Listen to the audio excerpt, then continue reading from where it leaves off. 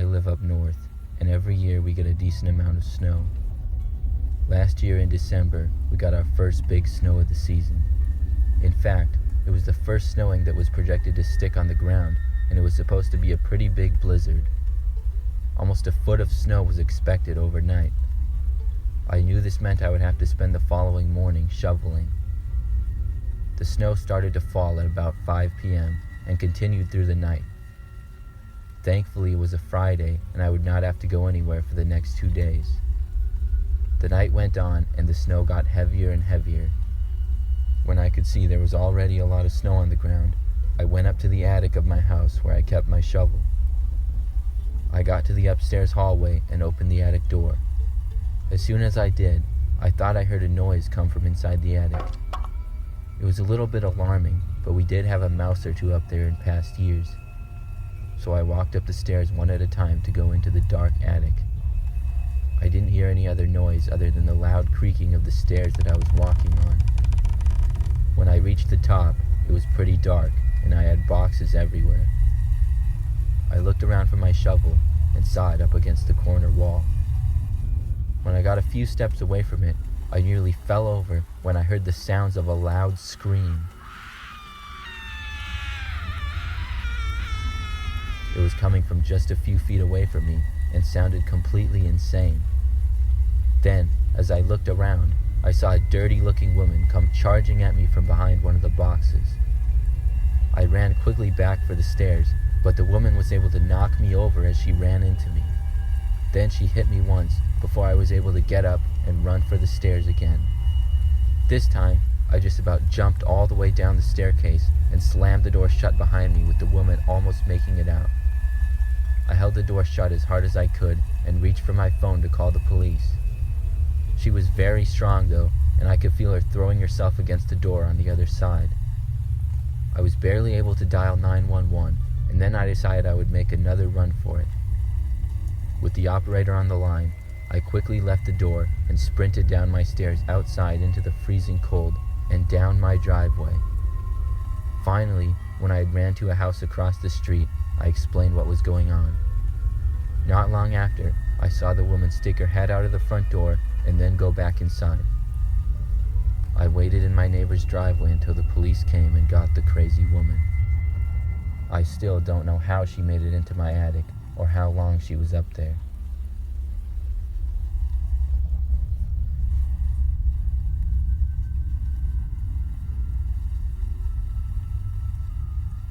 This story I'm about to tell you was in fact the scariest moment of my life. It all took place roughly 5 years ago. I was traveling around the country and was near the mountains, so I decided to go on a hike with my friend that lived in the area named Steve. Steve was letting me stay at his place for a few days, and he was always telling me how great the mountains were. We went a little farther than he normally did and started hiking on a path nearby. It was pretty great, but as the day went on, it started to snow. None of us had really paid much attention to weather forecasts, but we were dressed for the cold, so it didn't bother us. We kept going, and as we did, the snow became more and more dense. Finally, when the sun started to set, we decided to head back. By this time, the snow had gotten so heavy that it covered much of the path, and it was really hard to tell where we were. We were also so far out that we weren't receiving service on our cell phones. We walked for a while back and quickly realized that we were lost.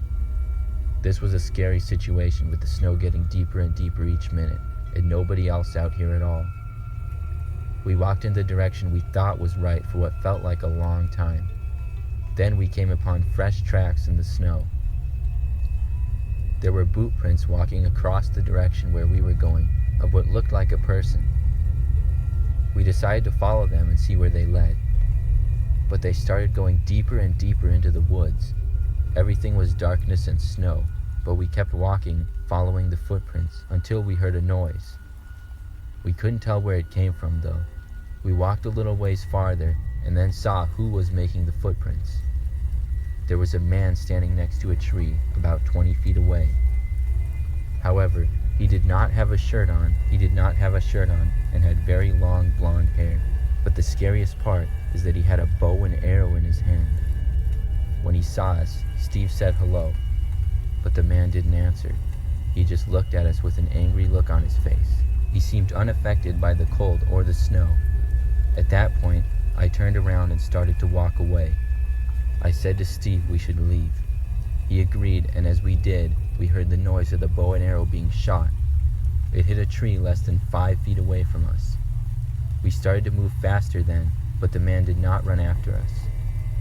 We went back the way we came and walked in the dark, not knowing where we were for a long time. We would look over our shoulders every so often, but it was so dark that we really couldn't see much of anything. Finally, after what felt like forever, we saw some familiar areas and luckily made it back to our car somehow. When we did, Steve turned around and seemed to notice something. Then he ran to the car and we both got inside. I asked him what he had seen, and he told me he saw a third set of tracks in the snow that had been trailing ours on the path all the way to where our car was. We quickly left and did not return to that location.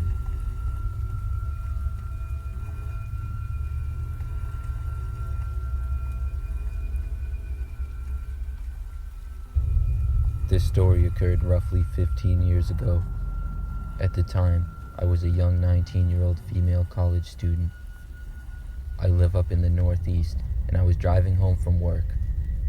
I worked at a grocery store about 5 to 10 miles from my house, and on this particular night, while I was at work, it started to snow a lot.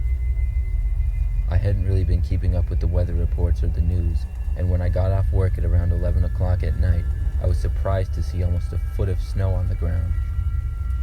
My car was covered in snow, but luckily I kept a snow scraper in my trunk, and I began scraping it off. It took me a good 5 to 10 minutes to get it all done, and then I got in my car and began to drive home. I had a small little car, and right away I had a hard time moving because of all the snow. I could tell it was going to be a difficult drive. I had to pass through some relatively quiet roads to get home, and I feared that they would be covered in snow to the point where I wouldn't make it. The drive home normally took me around 10 minutes. On this night, it took me over 15 minutes just to get halfway home. There weren't many other cars on the road at all, with the combination of the snowstorm and it being late at night. Despite that, I was still having a hard time driving and nearly got stuck several times. My car seemed to be sliding all around the roads as I drove home. I made a turn onto one road, and as I did, my car slid and ended up sliding off the road and slightly into the ditch. It wasn't a very deep ditch, and in no snow I would be able to drive back out of it, but in these conditions I had no chance. I tried for a while, but I was getting nowhere at all. Meanwhile, the snow kept coming down outside and making things worse. It was a pretty quiet road that I was on, and I didn't see any other cars on it at all. I got out my phone to call my parents, but I quickly realized that it was dead. At that point, I didn't know what I was going to do. Maybe my parents would see that I hadn't returned for a while and go out looking for me. I could try to walk home, but I knew it would take me well over an hour and I would likely freeze. I sat there for about 10 minutes or so thinking of what to do. Then I saw a truck pull onto the road. It looked like a pretty powerful truck and didn't seem to have much of a problem driving down the street. When it approached near me, I saw it slow down and then stop shortly in front of me. A man then got out and walked to my car. I rolled down my window and he asked me if I needed help. I told him what had happened and he offered to give me a ride. I was more than happy to get out of the situation I was in, and I just wanted to get home, so I accepted his offer and walked with him to his truck. The man looked to be in his 30s and was on the larger side. He wore a winter coat and a hat with gloves. I got into the passenger side door and he got into the driver's seat and then started driving. He briefly asked me how my car got in the ditch and I explained it to him. Then he said to me that I looked really good in the creepiest way possible. I told him thanks and then the conversation went quiet.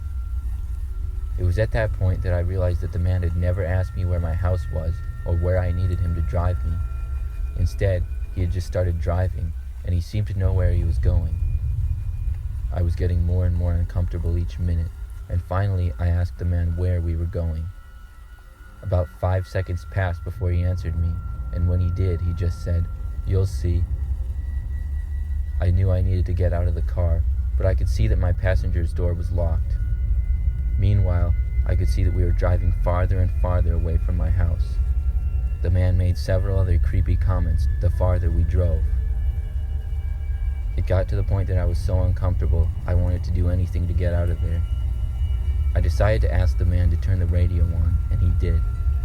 At that point, I saw a stop sign coming up, and as soon as we started slowing down, I rolled down my passenger's window all the way, and I jumped out. I'm pretty small, but it was still a tight fit. As I was about halfway out the window, I felt the man's hand on my leg as he tried to grab me, but I was just able to make it out. I then heard his door open, and I figured he was going to chase after me, so I ran off the road and into the woods. I ran as fast as I could, despite it being so cold and snowy out, but I didn't feel much from all the excitement. Finally, when I was sure I wasn't being chased anymore, I stood there for a while catching my breath. Then I slowly made my way back to the road. It took me a good 10 minutes to find my way back, and by the time I saw the road, I was freezing and could barely feel my fingers. I ended up standing in the middle of the road and literally flagging down the next car, taking my chances with them. Thankfully, it turned out to be a nice lady, and she gave me a ride home. I told her all about what happened to me on the way. I made it back safely, but unfortunately, I was unable to remember any of the license plates from the man's truck. But I'm just glad that I'm safe.